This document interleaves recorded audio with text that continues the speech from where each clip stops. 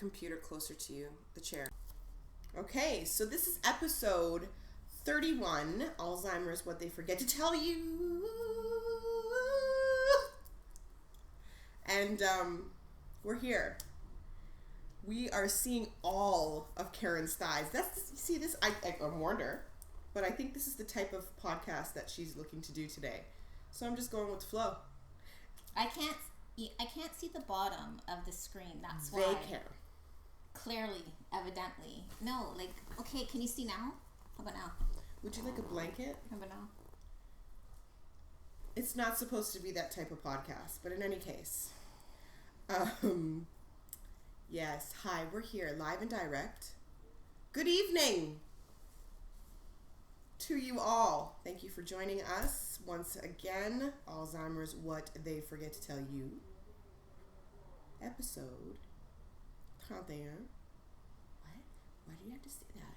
Oh, see, that's when it was sideways. So I have to be careful when it's sideways that I'm not putting on a show. Well, that kind of show. Or you just wear some pants. Whatever. No, there's no pants in the summer. Okay. All right. Hi. Hi. How are you? I'm not that great. Yeah. Do you want to talk about it? Yes. Okay. It's been a very emotional week. I just got back from Vegas on Sunday, and I'm preparing for my trip to Paris on Saturday to do my speech. So I feel like that's a happy thing, but it doesn't look like you're happy, so I don't want to express my happiness if that's not what you're feeling, so I'll wait. Hi, Bill. I got some really bad news. Hi, Susan. And Bill's mom passed away. Yeah.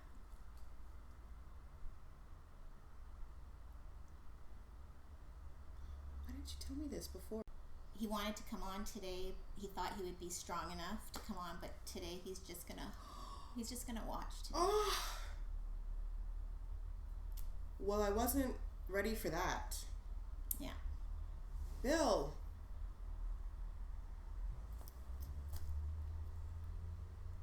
Yeah.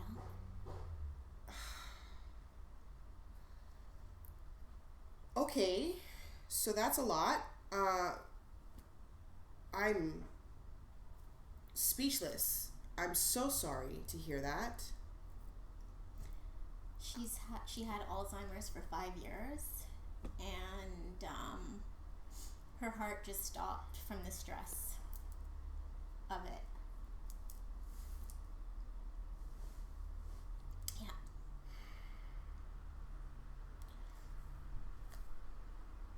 Well, there's no words that can make a moment like this easier or better or okay. So I'm not going to try to cover that up.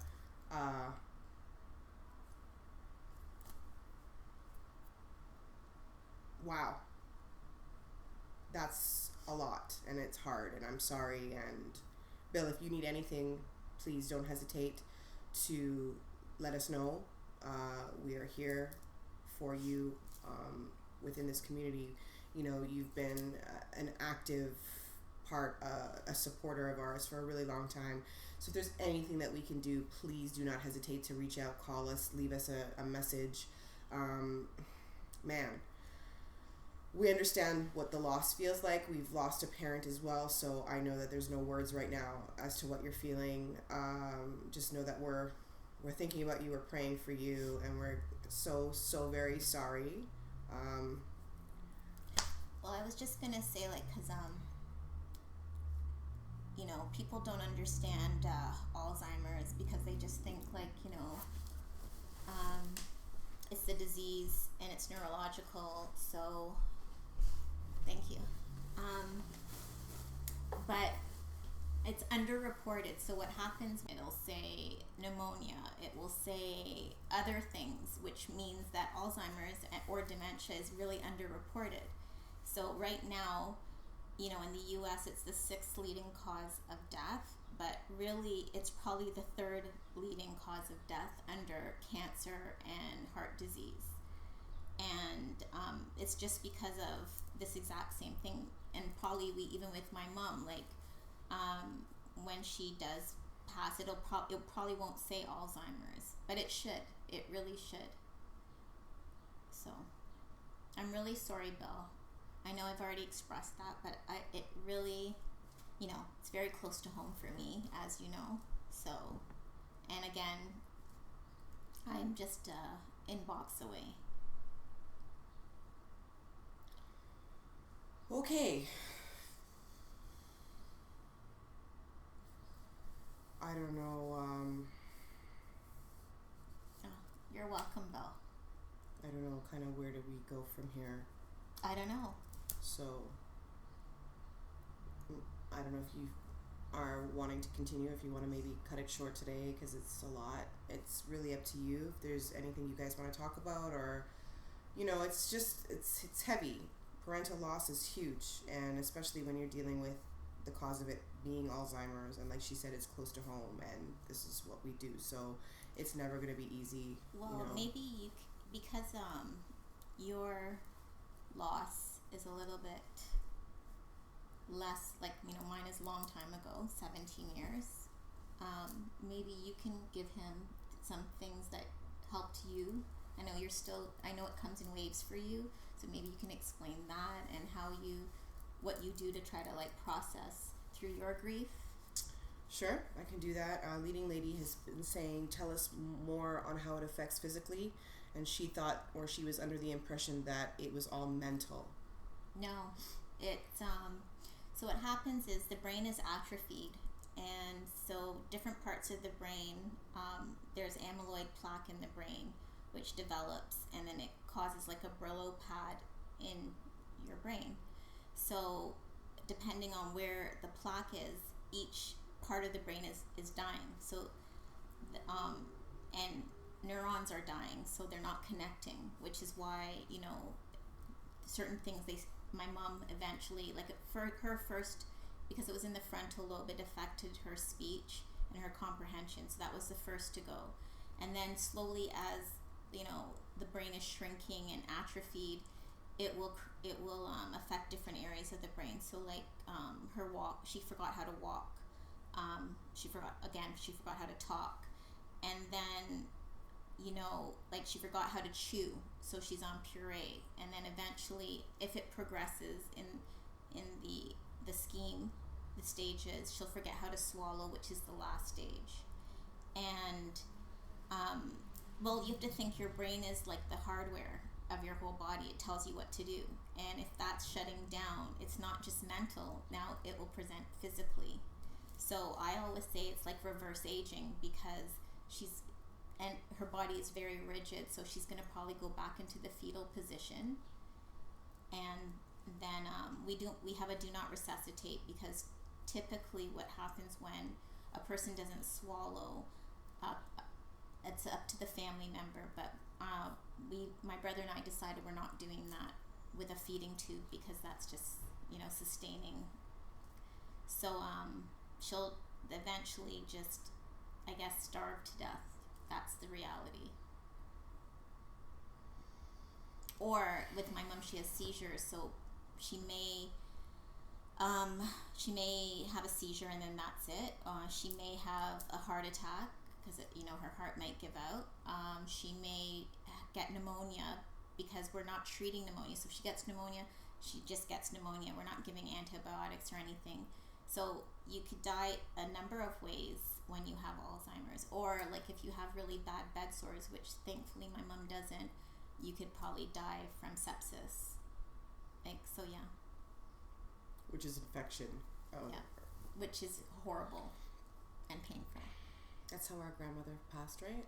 Yeah. Boy, this is a deep one today. Okay. So I hope that answers your question, Leading Lady.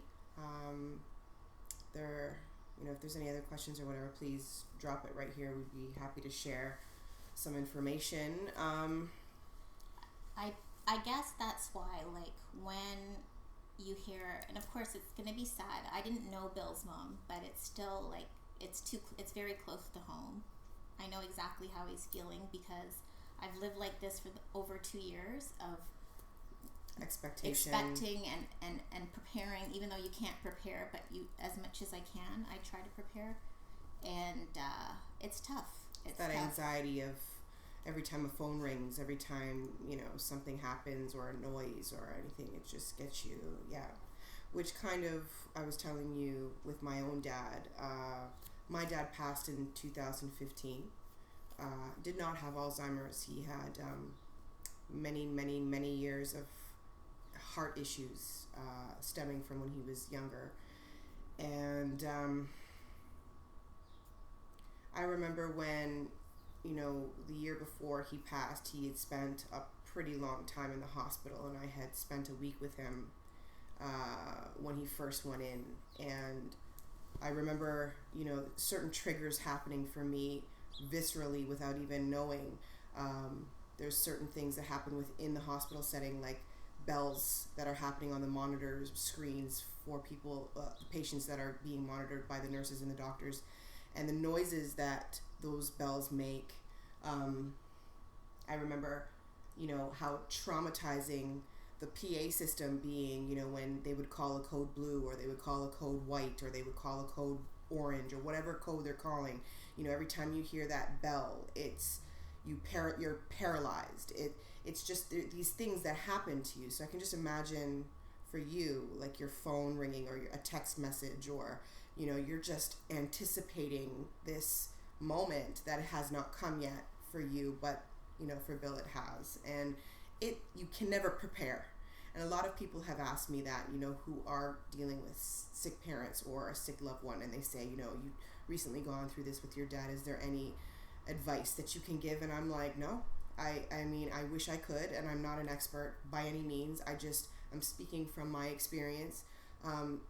It is so unique, and people grieve so differently, that you literally cannot prepare yourself for this. You think you might be preparing. You think you might be putting yourself in a position where, okay, I'm strong, and anything that is going to happen and anything that's going to be thrown at me, I'm going to be able to deal with this. And when the moment actually happens, there's no telling what you're going to do. You don't know yourself how you're going to deal with it. Some people shut down. Some people are strong. Some people don't know how to grieve, or some people wait to grieve. Some people grieve right away. It's just so unique that there's no words that people can really say, like a textbook type of definition to say, okay, do X, Y, and Z, and this is what's going to get you through. That's not how it works. And it will be 3 years for me this coming September. And I'll tell you guys, yes, through time, it does get somewhat easier, but I think 4 days ago I was on my knees, bawling, ugly cry. It hits in waves, and it hits in times where you least expect it. A song will trigger you, a memory, a smell. You share a moment in a grocery store. You share a moment that your kids will remind you of. You're looking through photographs, like anything.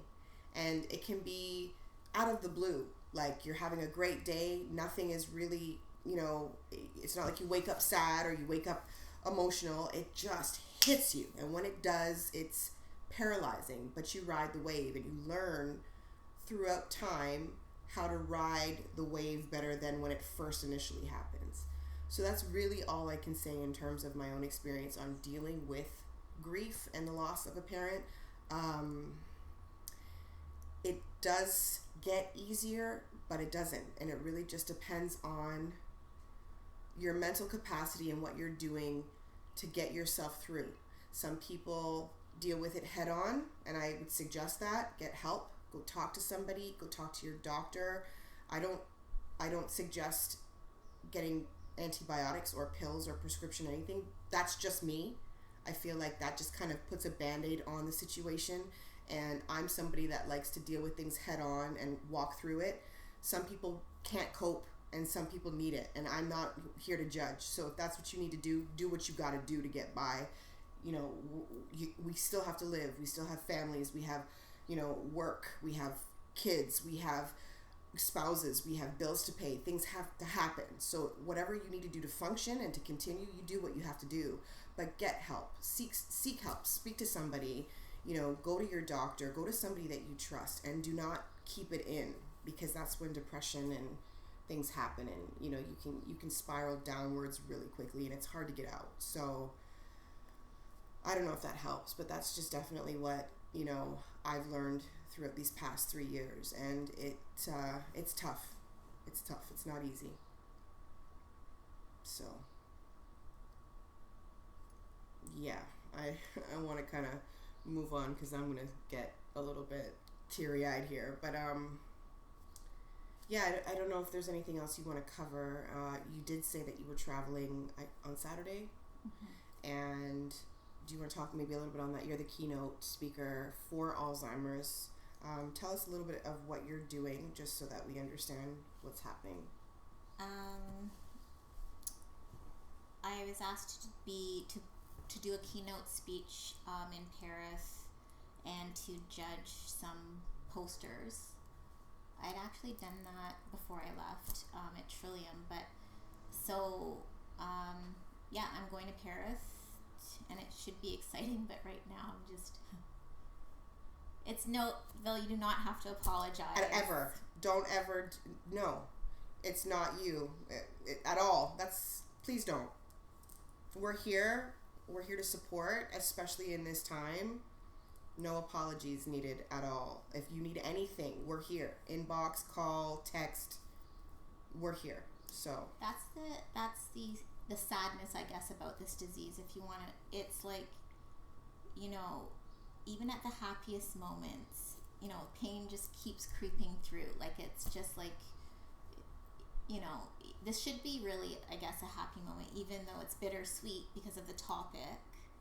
But it's pretty much, it's a big honor to be chosen to speak, and to actually judge posters. So clearly, you know, hopefully this will be the start of something to get some awareness out for the caregiver, because we talk about the disease. I don't think people, and you know, right tonight, you know, people are really not aware of this devastating disease and how it affects, and there's so many intricate details of it.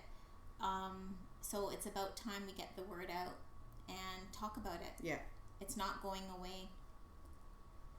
And more people are dealing with it silently, right? So yeah, because it's so stigmatized, and it's very, very, very draining on the caregiver. As hard as the disease is on the person that is inflicted, it's so draining on the family members of the disease. And you know, Bill obviously has been going through so much stress in the last little while, and it's funny, my Air Canada ticket just came up. Okay, so you know, if it was me, you would have cussed me. Oh, you get off of the phone. Right? You see on the phone. Oh, it's not my phone. That's the email. Whatever. It still would have been an issue. I just thought it was ironic. Anyhow, it's about time. What did you just say? I didn't say anything. Did you say Alanis No. Morissette? I don't even know what I was saying. It's okay. So we have to get the word out, basically. Yeah. Okay. So let's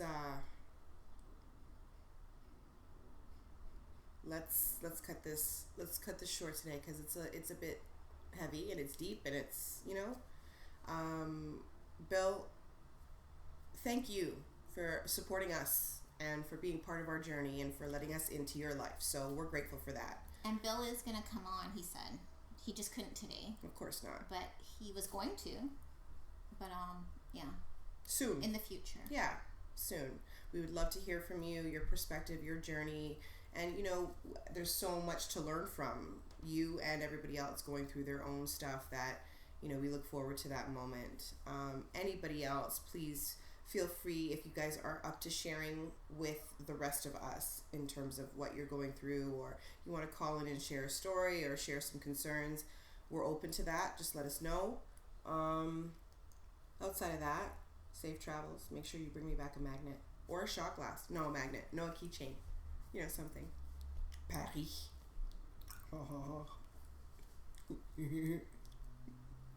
Have like croissants and day dishes in the morning with cafe. That sounds like you're Spanish. What are you doing? 2 accents? You're just a hater. See, this is where it is. This is the part of the show where she starts her haterations. Go ahead. No, but like, what was that accent? The français, the French is my French accent. À Paris. Oh, Abigail would like to also share her story someday. Perfect. Would love that. We are all for that. Okay, so Karen will, connect with you, or you guys can connect at some point, and we'll get you on the show, and we will definitely hear what you have to share. That would be awesome. Bring you back a man? Oh dear. Okay. Wow. In my suitcase? Okay. You guys stay blessed. Bill, we're thinking about you. We are sending prayers. We are sending our condolences. If there is anything that we can do again, please let us know. Send us out the funeral arrangements once you find out, maybe on your page, or what you guys are doing in terms of arrangements. And we will connect with you guys next week. Be blessed. What are you coming back, or we're not doing one next week? Yeah, we should. You'll be back by then? Yeah. Yeah. I'll be jet lagged, but yeah. We'll see you guys next week. Thank you for tuning in. Share.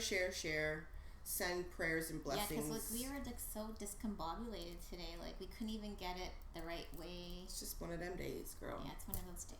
Just gotta roll with the flow. Yeah, Leading lady, thank you.